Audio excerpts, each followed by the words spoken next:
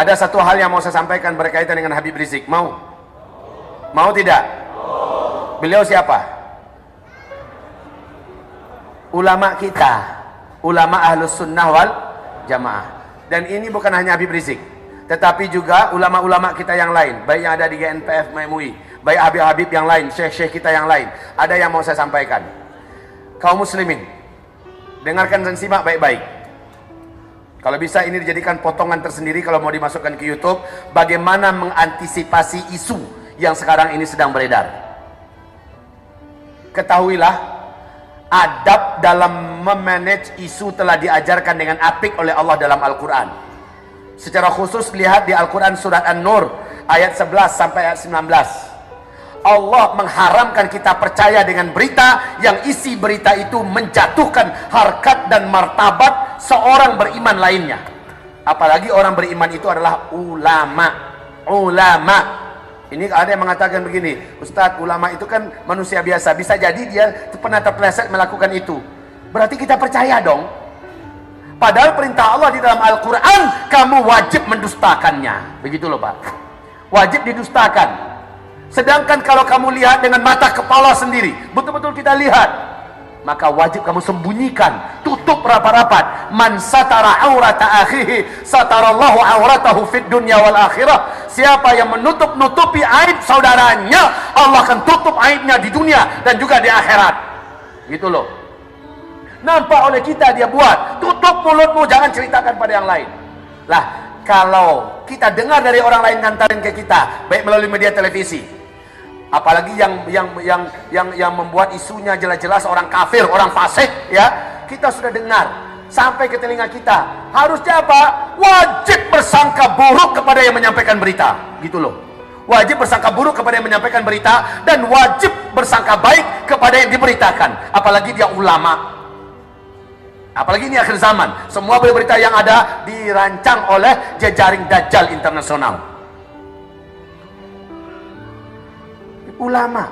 Sedangkan orang mukmin biasa saja, kita wajib bersangka baik kepadanya dan bersangka buruk kepada orang yang menyampaikan berita. Suatu ketika Nabi didatangi oleh sahabat, "Ya Rasul, saya ingin bercerita kepada engkau tentang si fulan ya Rasulullah."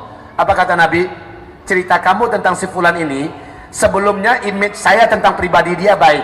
Setelah kamu cerita, kira-kira saya akan berubah nggak image saya jadi negatif kepadanya?" "Ya lebih kurang begitu ya Rasulullah. Kalau begitu pulang kamu. Saya nggak mau dengar," kata Rasul. "Pulang kamu, saya nggak mau dengar."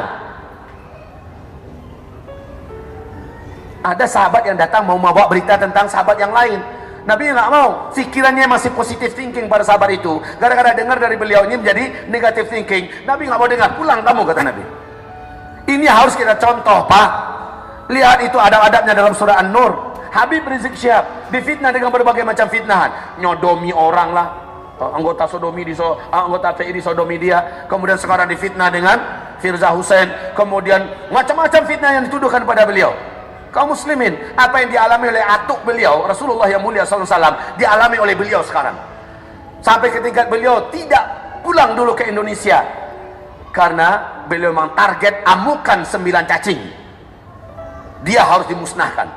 Ketika jagoannya keok, nih dia dikatakan sebagai biang keoknya jagoannya. Reklamasi yang menghabiskan dana ratusan triliun sekarang terancam untuk dikubur hidup-hidup oleh warga Jakarta dan pemerintah yang baru akan memimpin sekarang Jakarta. Umat Islam di Indonesia jadi ngah. Alhamdulillah, kita sebenarnya bersyukur pada Allah Subhanahu wa taala. Alhamdulillah. Alhamdulillah sekarang ulama kompak. Alhamdulillah. Cuma ulama-ulama munafikin saja yang sekarang ini lagi keleper-keleper, Pak. Setelah jagoannya keok keleper-keleper, sementara kedoknya udah ketahuan selama ini. Ya. Sementara ulama-ulama Ahlussunnah wal Jamaah lainnya makin kompak. Tapi ingat, mereka target pembantaian komunis sekarang. Mereka target dihabisi oleh PKI. Di daerah-daerah sudah mulai ulama-ulama diculik, sudah mulai ada ulama kita yang dibantai, dibunuh. Sudah mulai kaum muslimin, agar antum tahu saja. Tapi ini minim dari pemberitaan. Maka untuk memanage isu ini, kita wajib tidak percaya, itu dulu. Wajib tidak percaya, wajib berbaik sangka dengan yang diberitakan. Bisa jadi berita berikutnya tentang Zulkifli Muhammad Ali, tentang Bakhtiar Nasir, tentang Adi Hidayat, ustaz-ustaz kita, tentang siapa saja ustaz-ustaz kita yang muncul ke permukaan. Bisa jadi pemberitaan itu disengaja dirancang untuk menjatuhkan kredibilitas agar jatuh di mata umat, sampaikan kepada yang lain. Ibarat Allah yang kami muliakan, ulama lebih takut daripada manusia saja apa saja pun kepada Allah. Innama yakhsyallaha min ibadihil ulama. Yang paling takut kepada Allah dari seluruh hamba-hambanya adalah para ulama. Nah, kalau kita mengatakan ulama kan manusia biasa saja, bisa jadi dia terjatuh. Kenapa bukan bahasanya begini? Tidak mungkin ulama akan melakukan hal yang hina seperti ini. Begitu. Kalau bahasanya seperti tadi, seperti seolah-olah seperti menjustifikasi. Memang benar dia lakukan, bisa jadi dia tobat sekarang. Kan pembusukan juga itu. Secara tidak langsung kita sudah mengiyakan fitnah dari kaum kafirin. Begitu. Kita doakan beliau. Kita doakan ulama-ulama kita yang lain agar mereka tetap eksis memimpin perjuangan sampai Indonesia bersih dari PKI, sampai Indonesia bersih dari komunis, sampai Indonesia bersih dari makar Syiah, sampai Indonesia bersih dari dipimpin oleh orang-orang munafikin. Kita doakan para ulama-ulama kita. Dan tugas antum wahai para pemuda, bertekadlah antum menjadi tameng para ulama, karena ulama kita target untuk dihabisi. Kalau bukan antum, maka ulama-ulama kita begitu mudah untuk didekati lalu ditusuk, begitu mudah untuk diracun, begitu mudah untuk dan itu akan mereka lakukan, Pak, karena sudah menjadi agenda mereka ngabisin para ulama. Ini nomor satu. Lalu nanti para jenderal-jenderal yang masih loyal kepada NKRI, loh, jenderal-jenderal yang masih ada jiwa nasionalismenya, lalu tokoh-tokoh masyarakat, public figur tingkat nasional, ini akan mereka habisi, Pak. Kalau Bapak sayang kepada para ulama kita, kepada para dai-dai kita, baik skala lokal ataupun skala nasional, bentengi mereka dengan fisik kita. Silahkan lakukan ruling.